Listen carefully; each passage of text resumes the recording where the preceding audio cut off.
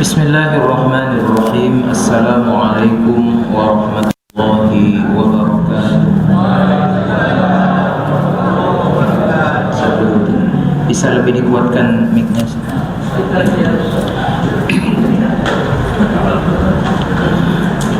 Alhamdulillahirabbil alamin. Wassalatu wassalamu ala asyrafil anbiya'i wal mursalin wa ala alihi wa ashabihi ajma'in.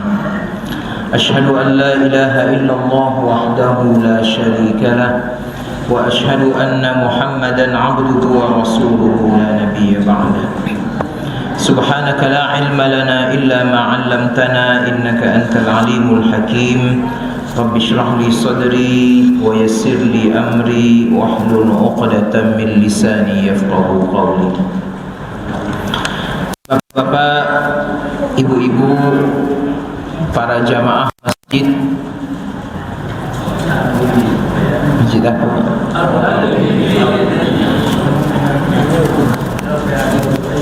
Lalu bersyukur kita kepada Allah pada malam hari ini kembali berjumpa dalam keadaan sehat walafiat. Sesudah kurang lebih 1 bulan kita absen karena kesibukan yang tidak bisa dihindarkan. Sekali lagi saya mohon maaf yang sebesar-besarnya karena bulan lalu, bulan Juli Pak ya, tidak bisa mengisi 2 kali tatap muka kita karena memang sedang sibuk mempersiapkan musabaqah tingkat provinsi Riau yang selesai dilaksanakan akhir bulan Juli yang lalu. Salawat dan salam mari kita sampaikan kepada junjungan alam Nabi Muhammad sallallahu alaihi wasallam dengan ucapan Allahumma salli ala Muhammad wa ala ali Muhammad. Assalamu alayka ya Rasulullah. Mudah-mudahan salawat yang selalu kita kirimkan kepada beliau insyaallah akan menjadi penyebab kita akan mendapatkan syafaat dari Rasulullah di hari akhirat yang akan datang. Amin ya rabbal alamin. Bapak Ibu yang dirahmati Allah Subhanahu wa taala, kita akan lanjutkan kajian surah Al-Kahfi kita. Kalau tidak salah bulan yang lalu sampai dengan ayat yang ke-6. Maka hari ini, malam hari ini kita akan lanjutkan sampai dengan ayat yang ke-14. Kita akan lanjutkan dari ayat yang ke-7 sampai dengan ayat yang ke-14. Silakan dibuka Al-Qur'annya. Kita pandang huruf per huruf, kalimat per kalimat dan ayat per ayat dari kitab yang mulia ini. Karena para ulama mengatakan ada riwayat yang menyebutkan memandang Al-Quran saja sudah mendapatkan pahala. Jadi ada beberapa pandangan yang mendatangkan pahala. Satu, memandang wajah ayah dan ibu kita. Yang kedua, memandang wajah suami atau istri, tapi istri sendiri, suami sendiri. Yang ketiga, memandang Al-Quranul Karim. Yang keempat, memandang Ka'bah. Maka itu ada pahala yang didapatkan oleh orang-orang yang melakukan hal itu. Maka untuk bonus pahala kita berpahala nih kajian tafsir ini, kita juga memandang kitab suci Al-Quran kita. Saya akan bacakan. A'udzu billahi minasyaitonir rajim. Bismillahirrahmanirrahim. Inna ja'alna ma'al ardi zinatan laha linabluwahum ayyuhum ahsanu amala wa inna laja'iluna ma 'alayha sa'idan jurza am hasibta an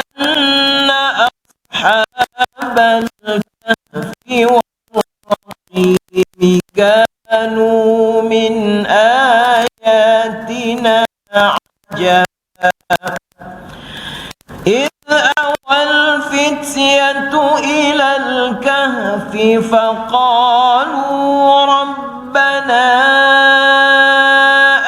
آتنا من لدنك رحمة ربنا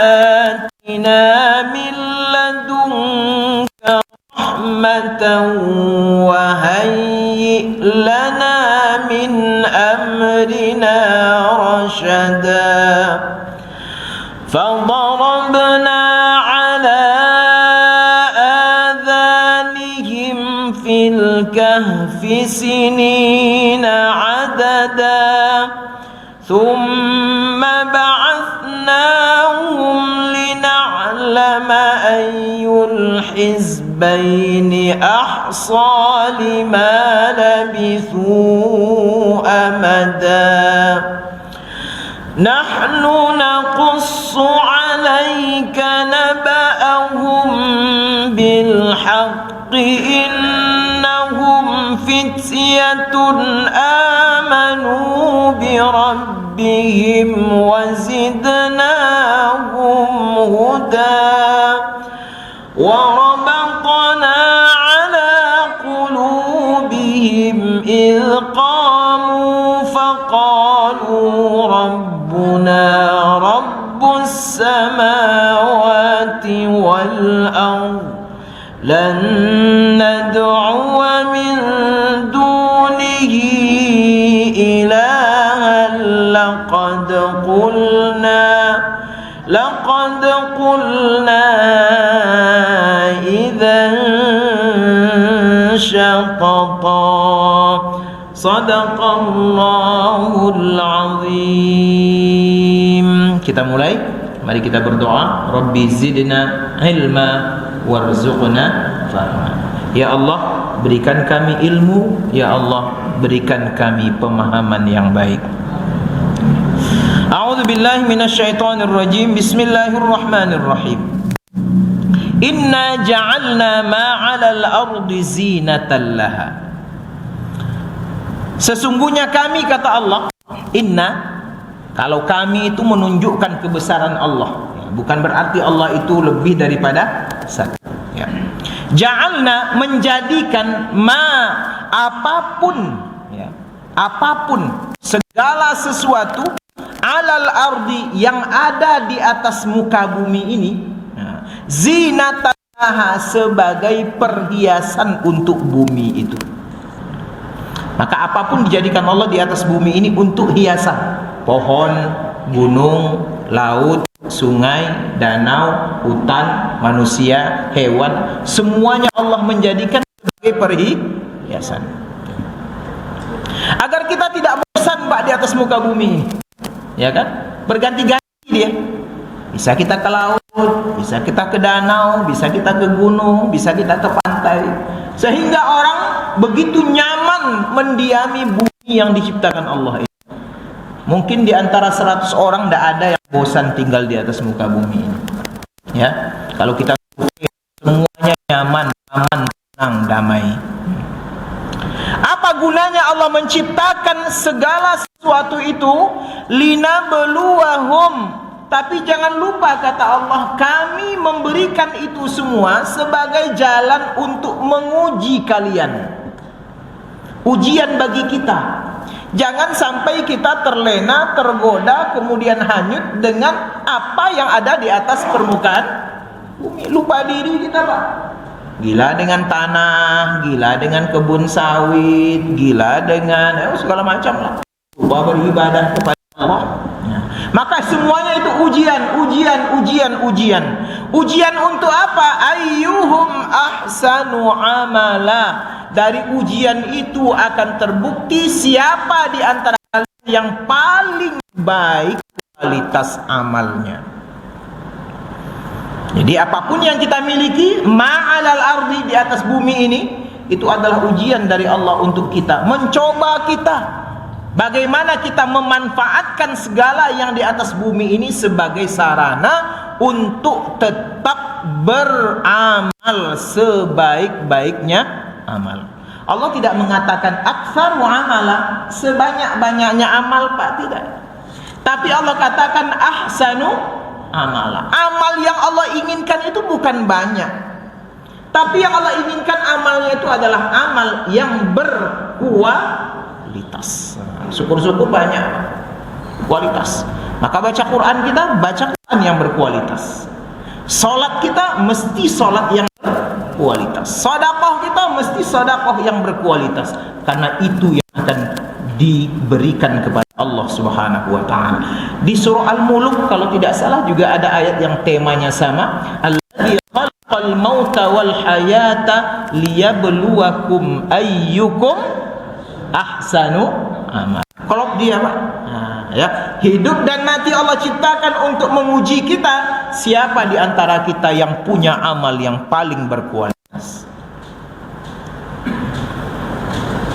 Ayat yang ke-8, wa inna laja'iluna ma 'alaiha sa'idan juruza, dan kami, kata Allah, akan menjadikan ma 'alaiha, apa yang sudah kami ciptakan untuk kalian di atas muka bumi sebagai perhiasan, suatu saat akan dijadikan oleh Allah sa'idan juruza.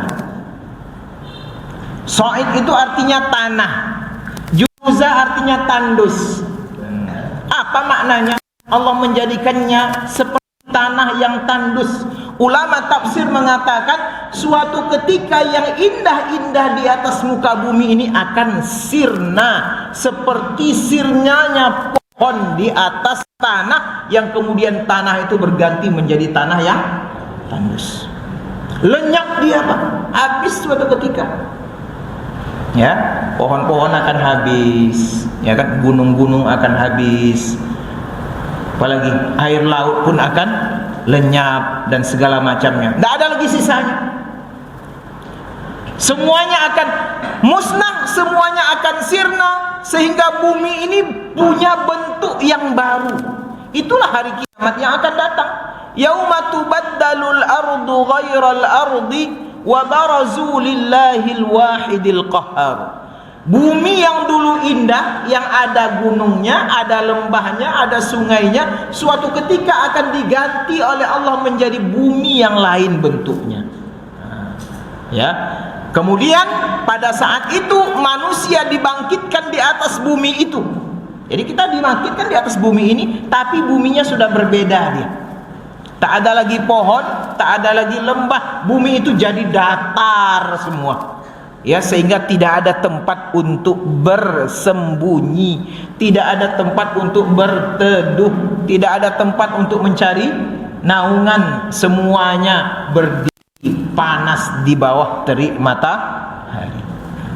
Siapa yang akan mendapatkan naungan? Nah, Nabi sudah jelaskan, kalau ingin pada saat itu kalian dapat naungan, ambil salah satu dari 7 yang disampaikan Nabi itu. 1, kalau kalian jadi pemimpin yang adil. Dapat naungan, tidak, Pak? Ada ruangan AC-nya, ya versi Allah lah nanti yang dingin. Maka siapapun jadi pemimpin, adil dalam bermimpin. Jadi ketua RT, jadi lurah, jadi camat, jadi wali kota, jadi gubernur, jadi menteri, jadi presiden, adil. Itu yang pertama yang diberikan Allah Subhanahu wa taala naungan. Yang kedua, jadilah hati kalian selalu tersangkut dengan masjid. Masya Allah, di mana masjid rindu dia, datang dia. Saya tengok jemaah-jemaah kita nih, kadang saya di masjid ini datang juga, masjid ini datang juga, sehingga kadang-kadang habis kaji ini, Pak. Masya Allah, ya kan? Tersangkut hatinya dengan masjid, rindu untuk datang ke masjid. Yang ketiga, kalau kalian ingin bersahabat, bersaudaralah karena Allah.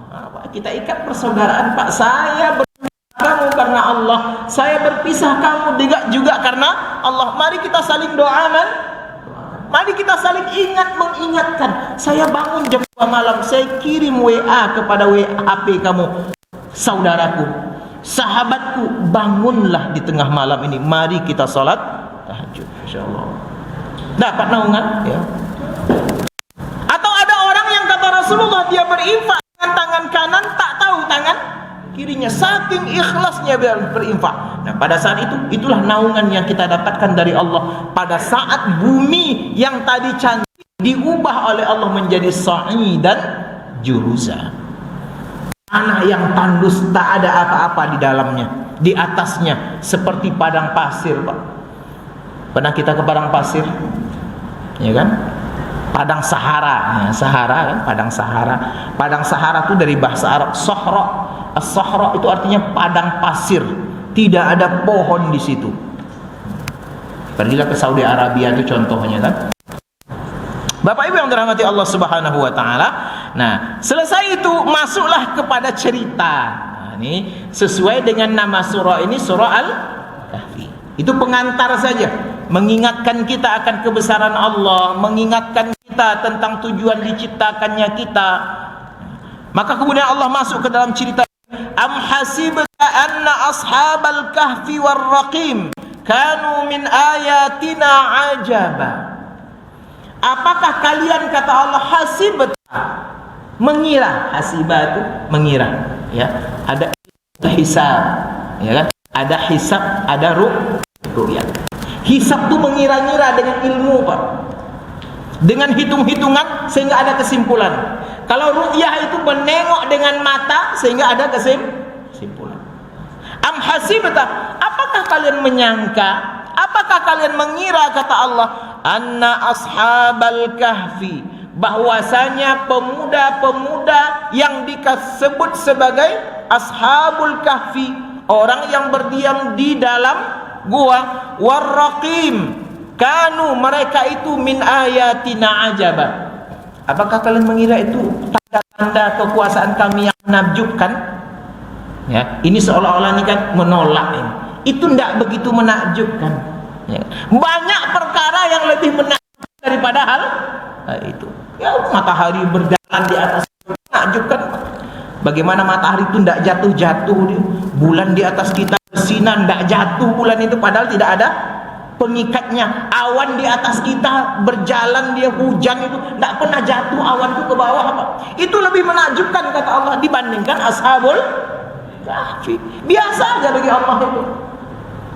Allah maha hebat, ya kan? Allah maha alim, Allah maha tinggi. Kalau Allah ingin, tinggal Allah katakan kun fayakun. Tapi ini pelajaran bagi kita. Ashabul kahfi, orang yang berdiam di dalam gua. Kahfi itu sudah jadi bahasa Inggris, cave. Bahasa Inggrisnya gua, cave, ya Pak ya? C-A-F-E kalau tidak salah itu. Itu berasal dari bahasa Arab ini, Pak. Al-Kahfi. Banyak bahasa Inggris itu yang masuk dari bahasa Arab. Kayak hobi. Hobi itu dari bahasa Arab. Hub itu artinya suka, cinta. Hobi itu sesuatu yang kita cintai. Ya, itu ashabul kahfi. Yang kedua, ada kata-kata ar-raqim di sini. Ya kan? Apa ar-raqim itu? Dalam tafsir disebutkan ar-raqim itu ada beberapa makna. Satu, ada yang mengatakan raqim itu nama kota di mana tinggalnya ashabul kahfi ini, pemuda-pemuda ini. Kotanya namanya ar-raqim. Itu pertama. Yang kedua, ada yang mengatakan ar-raqim itu adalah nama lembah. Yang di lembah itulah terdapat gua ashabul kahfi. Jadi dia ada lembah di situ, di bawah lembah itu ada gua, ya, yang besar yang bisa dijadikan sebagai tempat persembunyian. Yang ketiga, ada yang mengatakan ar-raqim ini adalah prasasti. Ya, apa prasasti itu? Batu yang dipahat, yang kemudian ada nama-nama pemuda yang tinggal di dalam gua tadi. Maka disatukan oleh Allah di sini ashabul kahfi war raqim. Satu tema dia, walaupun katanya berbeda, tapi intinya juga itu bagian daripada cerita ashabul kahfi. Bapak Ibu yang dirahmati Allah Subhanahu wa taala, ayat yang berikutnya, ayat yang ke-10. Idz awal fityatu ilal kahfi. Suatu ketika, kata Allah, pergilah al-fityah, Fityah ini jamak dari fata. Fata, fityah, anak muda. Anak usia mungkin belasan atau mungkin 25-an tahun dia, Pak. Fityah, ya, yang mereka mencari perlindungan untuk bersembunyi, dan mereka menuju ke tempat yang disitulah gua yang mereka bisa bersembunyi, Al-Kahfi. Itu terjadi menurut riwayat antara masa Nabi Isa dengan masa Nabi Muhammad. Antara masa Nabi Isa dengan masa Nabi Muhammad. Ketika di tempat mereka tinggal itu ada seorang raja yang kerjanya menyembah patung, beribadahnya menyembah patung. Dia bawa seluruh rakyatnya untuk melakukan hal yang sama. Yang menolak itu hanya pemuda ini yang tak mau sujud, yang tak mau tunduk kepada perintah raja, sehingga mereka akan berhadapan dengan tembok kekuasaan yang resikonya kalau mereka tidak mengikuti, mereka akan dihukum mati. Maka mereka cari cara untuk menyelamatkan diri sekaligus menyelamatkan iman. Mereka tak dihukum, iman mereka selamat. Maka mereka bersepakatlah. Ada yang mengatakan mereka 4 orang, ada yang mengatakan mereka 5 orang, ada yang mengatakan mereka 7 orang. Bersepakat mereka suatu ketika, mari kita lari dari raja ini. Kalaupun kita berperang melawan mereka, pasti kita akan mati konyol. 7 lawan sekian ribu orang, habislah. Ya, maka kerja mereka lari, hijrah mereka, ya hijrah lah mungkin bahasa kitanya kan. Pindah tempat mereka, dan mereka ini adalah anak-anak pembesar kerajaan tadi, yang masih punya hati yang bersih. Mereka baca kitab suci yang benar sebelumnya, sehingga mereka berkeyakinan Tuhan mereka itu Allah dan bukan patung yang disembah itu. Ya, disinilah hebatnya pemuda, Pak. Ya kan? Maka sahabat-sahabat Nabi rata-rata di awal-awal Islam itu adalah para pemuda. Yang tua itu hanya Abu Bakar, Pak. Dia kalau ada kata-kata Abu itu sudah umurnya di atas 35. Ya kan?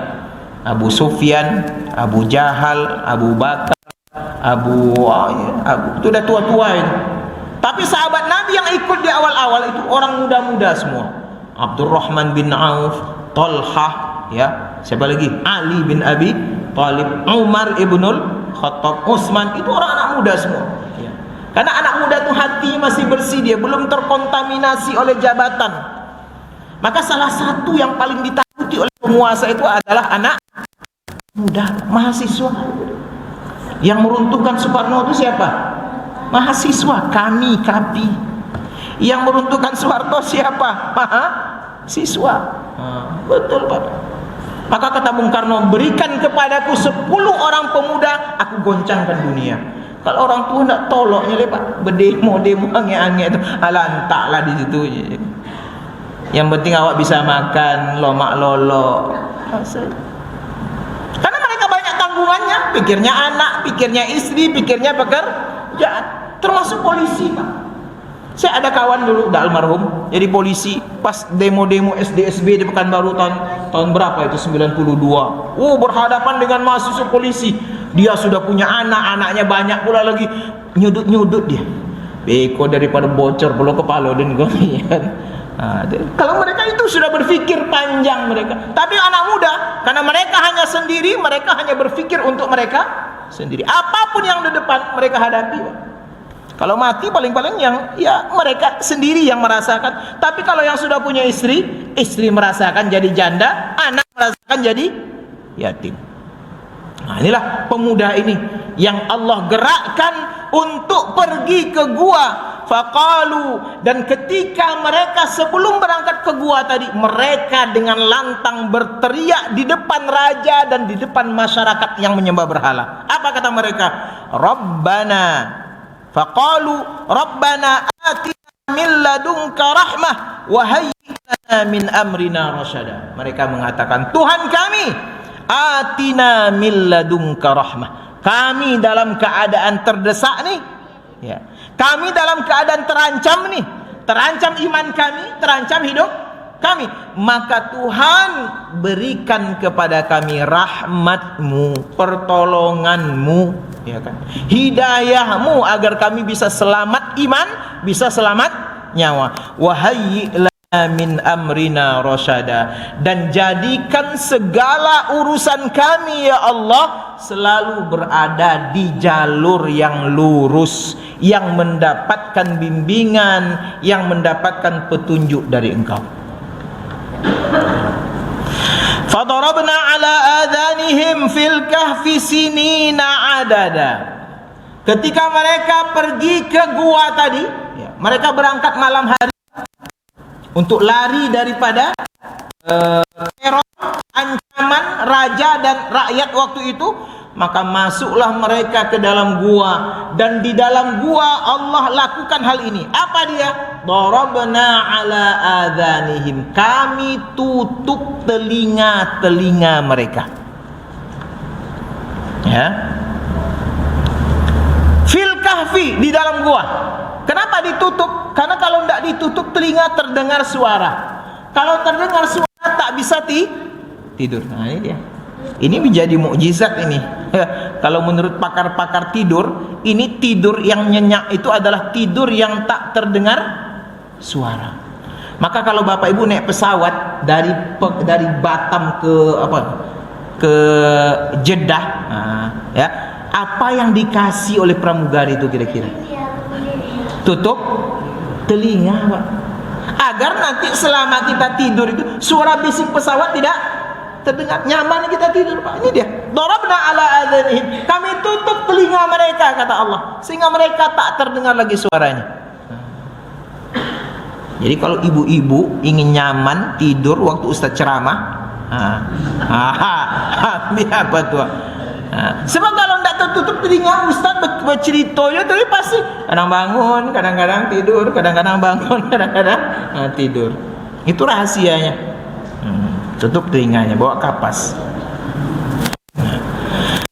Fil kahfi sinina adada, Allah tutup telinga mereka di dalam gua itu sinina adada, dalam jumlah beberapa tahun. Tidurnya beberapa tahun, ya. Nanti Allah ceritakan tidurnya nanti sampai 300 tahun lamanya, Pak. Ini menunjukkan kekuasaan Allah Subhanahu wa ta'ala. Lama mereka tidur. Tidur yang tidak normal, karena Allah yang menidurkan. Summa ba'athnahum, ya. Ini Allah kasih gambaran secara umum. Sesudah mereka ditidurkan Allah sekian tahun lamanya, ba'athnahum, kami bangunkan kembali mereka. Kami jadikan mereka hidup seperti biasa lagi. Ini kan seolah-olah menjadi pelajaran. Suatu ketika kita hidup, suatu ketika kita akan mati, suatu ketika mampulah Allah menghidupkan kita dari kematian itu. Ini pesannya, Pak. Tidak ada yang mustahil bagi Allah Subhanahu wa ta'ala. Maka kami suatu ketika, kata Allah, ba'athnahum, bangunkan lagi mereka. Kami berikan kesadaran kepada mereka, lina'lama, untuk satu tujuan, ayyul hizbaini ahsa lima labitu amada, untuk memberikan satu kejelasan di antara dua kelompok yang bertikai tentang ashabul kahfi itu, ya. Apa yang mereka pertikaikan? Dua, kata para ulama tafsir. Satu yang mereka pertikaikan, berapa jumlah pemuda yang tidur di dalam gua. Itu pertikaian mereka. Macam-macam pendapatnya, ya kan? Ada yang kelompok benar, ada kelompok yang salah. Yang kedua, apa yang mereka pertikaikan? Yang mereka pertikaikan adalah berapa lama pemuda tadi ditidurkan Allah di dalam gua. Jadi Allah bangunkan mereka untuk menunjukkan nanti siapa yang paling benar hitungannya terhadap perkiraan berapa jumlah pemuda tadi dan berapa lama mereka tidur di dalam gua. Mungkin kalau kita tambah di mana lokasi gua itu tadi. Karena kita tengok Bapak dan Ibu, itu macam-macam ceritanya Pak. Ada 3 lokasi. Orang Turki mengatakan Turki tempat lokasinya. Mengapa mereka mengklaim seperti itu? Karena nanti ada nilai ekonomisnya Pak. Ya kan? Nilai ekonomisnya apa? Nanti orang bisa berkunjung Pak, wisata. Apa itu? Ya kan? Yang kedua, Yordania mengklaim juga kami di tempat kami Ashabul Kahfi itu ya. Satu lagi ada di Irak kalau tidak salah ya. Ada klaim-klaim seperti itu. Tapi yang jelas di mana posisinya wallahu a'lam bishawab. Yang penting bukan di mana lokasinya, berapa jumlahnya. Yang penting bagaimana Allah tunjukkan kekuasaan kepada kita, bahwasanya tidak ada yang mustahil bagi Allah Subhanahu wa taala. Sebab Allah tinggal mengatakan idza arada syai'an ay yaqula lahu kun fayakun. Bapak Ibu yang dirahmati Allah Subhanahu wa taala, kemudian Allah sampaikan nahnu naqussu 'alaika naba'ahum bil haqq. Wahai Muhammad, kata Allah, ya, kami naqussu. Qassa yaqussu artinya menceritakan, mengkisahkan. Sudah jadi bahasa Indonesia Pak. Kisah. Kisah sudah jadi bahasa Indonesia kisah. Ya kan? Artinya cerita, kronologis kejadian itu. Ya. Fakta sejarah. Ya. Cuman kita sekarang tak berhenti untuk menyelidikinya. Ya, karena sekarang sudah banyak ilmu-ilmu baru tentang sejarah Bapak dan Ibu, yang dari ilmu itu ternyata menyingkap sejarah-sejarah masa lalu. Kemarin ada berita viral bagaimana sebagian dari Cina dan Inggris menemukan serpihan bekas kapal Nabi Nuh alaihissalam. Dan ditemukan Pak, sudah ada alat ukurnya, kayunya, ya kan? Ternyata kayunya itu kayu jati. Kayu jati itu dibuat tumbuhnya hanya di Pulau Jawa. Jangan-jangan Nabi Nuh orang Jawa. Iya Pak. Kan kita tidak tahu. Itu diteliti sama orang itu. Dia ada kapalnya 3 tingkat. Tingkat pertama untuk hewan, tingkat kedua untuk burung, tingkat ketiga untuk manusia. Itu macam-macam dia. Tapi yang menarik itu katanya kayu jati. Insyaallah. Jadi ada ilmu-ilmu yang sudah mengupas sejarah. Sekarang di Saudi Arabia itu bahkan sejarah itu menjadi daya tarik wisata. Ya, sekarang Saudi itu membuka diri luar biasa, Pak. Ya. Hotel sekarang sudah boleh masuk campur laki-laki dan perempuan yang bukan muhrim. Bioskop sudah mulai dibuka. Sudah ada targetnya 2030 sekian ribu bioskop di Saudi Arabia. Perempuan sudah boleh nyetir. Cadar tak lagi dipakai. Tak ada lagi paksaan untuk pakai jilbab. Perempuan sudah boleh pergi ke luar negeri tanpa izin wali. Itu dia. Sekarang sudah ini yang baru nih, putra mahkota Muhammad bin Salman. Termasuk salah satunya wisata mereka itu kota yang pernah didiami oleh kaum Ad dan kaum Samud. Kota yang dipahat ya, sehingga gunung-gunung itu dipahat menjadi tempat tinggal, menjadi aula, menjadi asrama dan lain sebagainya. Sudah menjadi daya tarik, bahkan sudah diakui oleh UNESCO sebagai bagian daripada sejarah yang sangat berharga. Karena kalau tempat-tempat tertentu itu kalau tidak dijaga dia akan hancur. Bapak Ibu yang dirahmati Allah, jadi Allah sampaikan, kami menceritakan kepada engkau wahai Muhammad naba itu artinya berita besar. Amma yatasaalun anin naba'il. Naba dia berita besar. Dari kata-kata naba ini muncul istilah nabi, ya kan? Berarti nabi itu adalah orang yang menceritakan peristiwa besar yang berasal dari Allah. Itu naba, ya. Dan Allah sampaikan ini cerita besar dan cerita ini bil haq, betul-betul terjadi, bukan dongeng, bukan kisah menjelang tidur, tapi betul-betul terjadi di suatu masa di mana ada pemuda yang bisa mempertahankan imannya kepada Allah meskipun berhadapan dengan tembok kekuasaan yang sangat kuat. Jadi pelajaran bagi kita, ya kan? Apapun yang kita hadapi hari ini, jangan lemah iman, ya kan? Jangan lemah iman, Pak. Apapun, tidak bisa lari kamu pergi cari tempat yang lain, hijrah. Ya, ini kita masuk 1444 Hijriah. Dalam Islam itu tidak ada istilah putus asa, Pak. Kalau mampet di sini, cari tempat yang lain, Pak. Kayak Sultan Tuan Kutang Tembusai, ya Pak, dikepung oleh Belanda, beliau pergi aja. Tidak kuat melawan Belanda, dah habis rasa tenaga, dah banyak korban, pergi beliau berdakwah sampai ke Malaysia. Ya. Jadi ada celah-celah untuk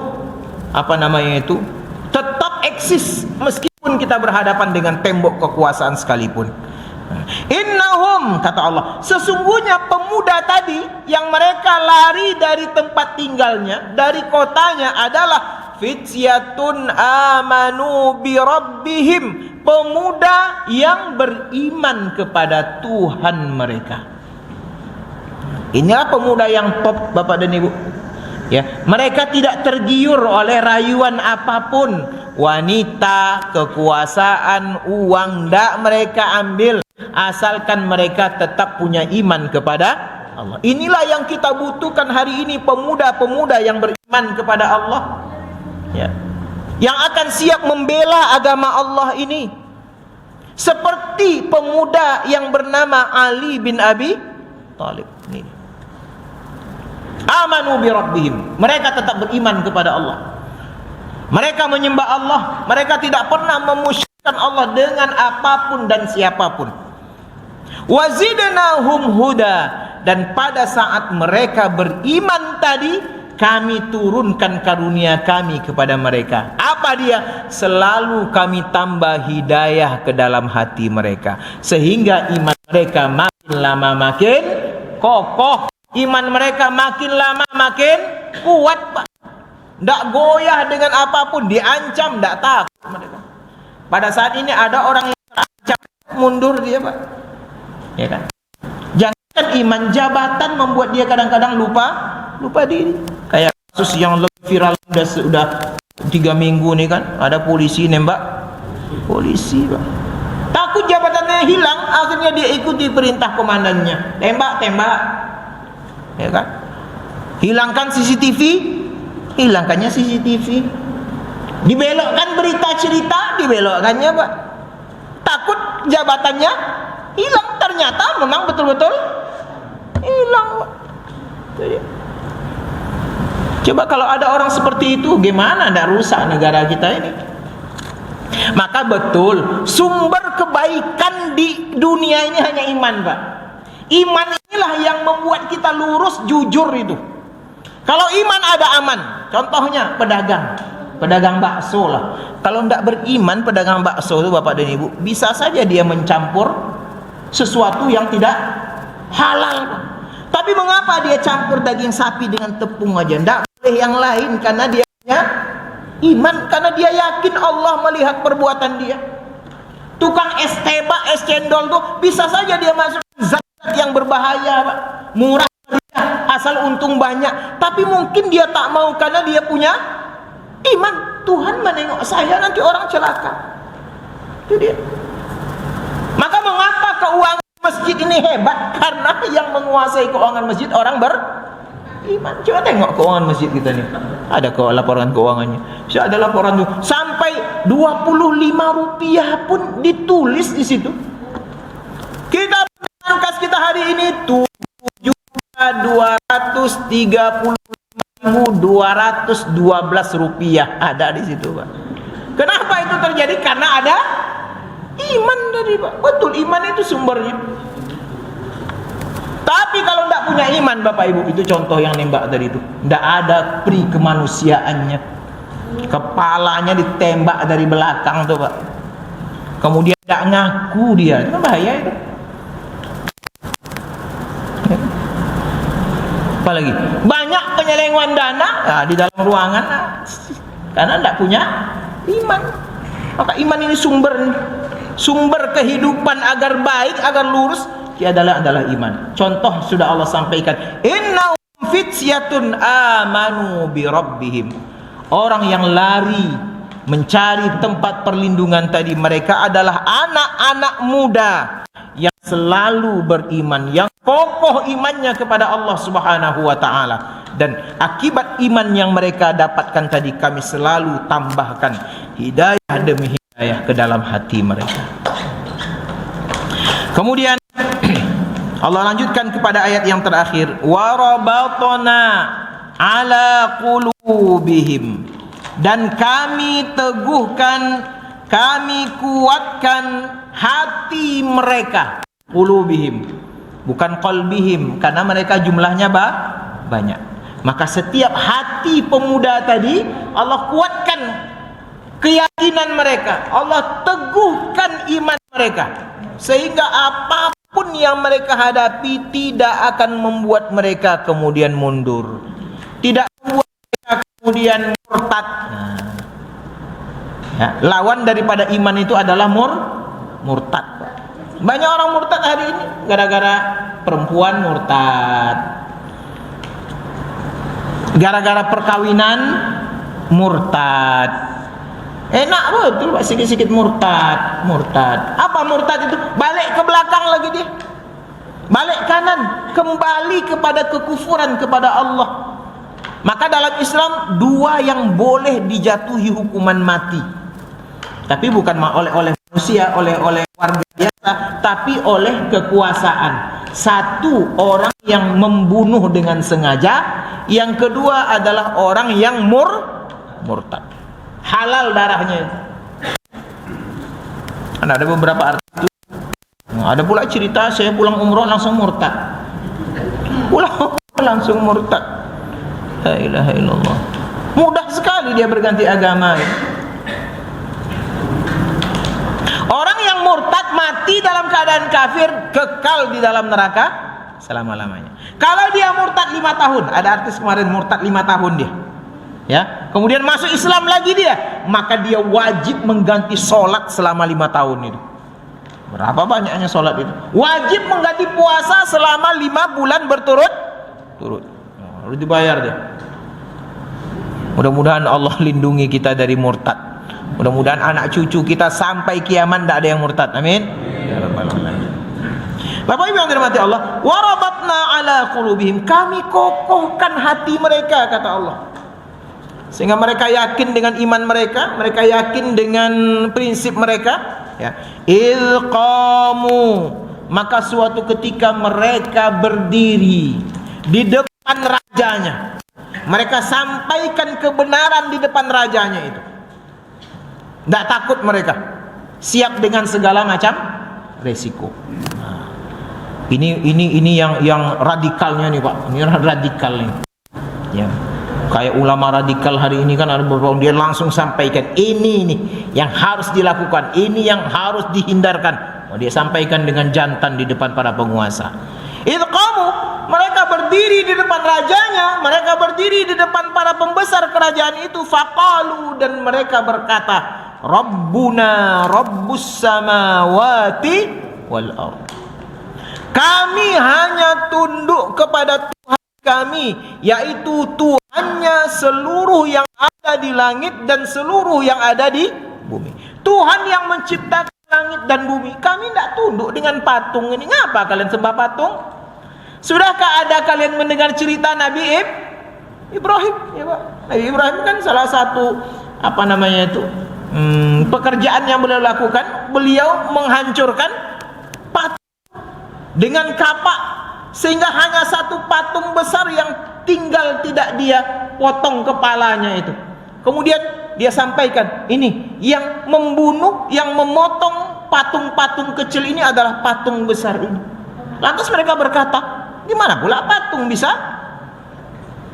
melakukan hal itu? Dia kan mati. Itulah kata Nabi Ibrahim.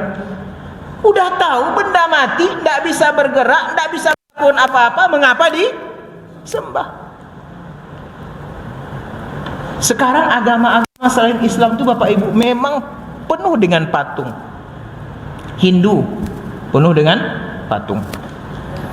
Saya di Malaysia, mungkin di Indonesia tidak begitu dekat dengan Hindu Pak ya. Kalau di Malaysia itu saya kuliah sekian 4-5 tahun di situ. Itu orang Hindu tuh setiap rumahnya pasti ada patungnya. Ada ruangan tersendiri, patung hantu itu panjang lidah. Kita kalau nengok malam-malam menakutkan Pak. Iya kan? Wah, itu yang disembah. Ada patung Pak. Orang Buddha ada patung. Orang Konghucu ada patung. Rumah saya dekat Cina tuh Pak, ada tepekongnya ranci apa itu.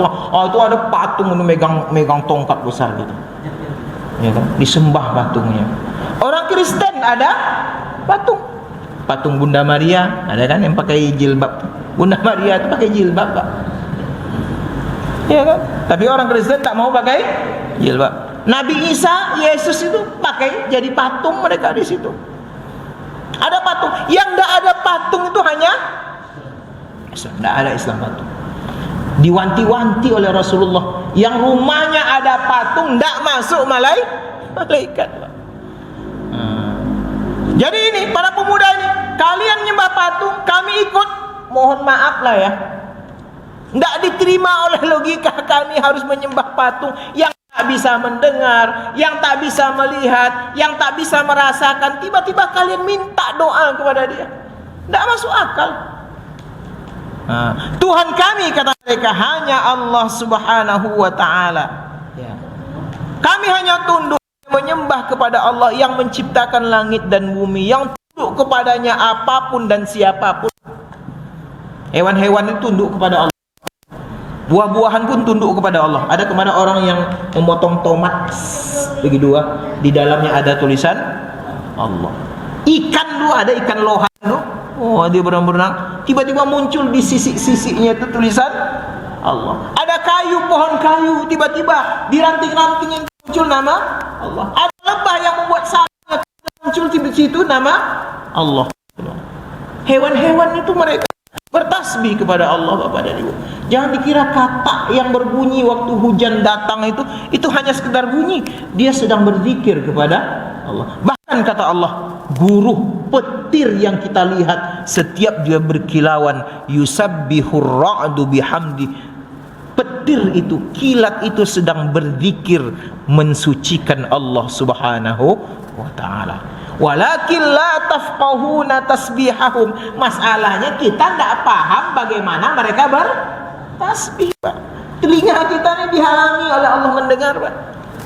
Tapi mereka, mata kita dihalangi oleh Allah, sempatlah dibuka oleh Allah Subhanahu wa ta'ala. Mungkin tidak ada orang yang tak beriman kepada Allah. Kemudian ayat yang terakhir daripada ini, lan nad'uwa min dunihi ilaha. Kami, kata anak-anak muda tadi, Ashabul Kahfi ini, sampai kapanpun. Di mana Ustaz mengatakan sampai kapanpun? Dari kata-kata lan Pak ya. Lan itu maknanya tidak akan mungkin.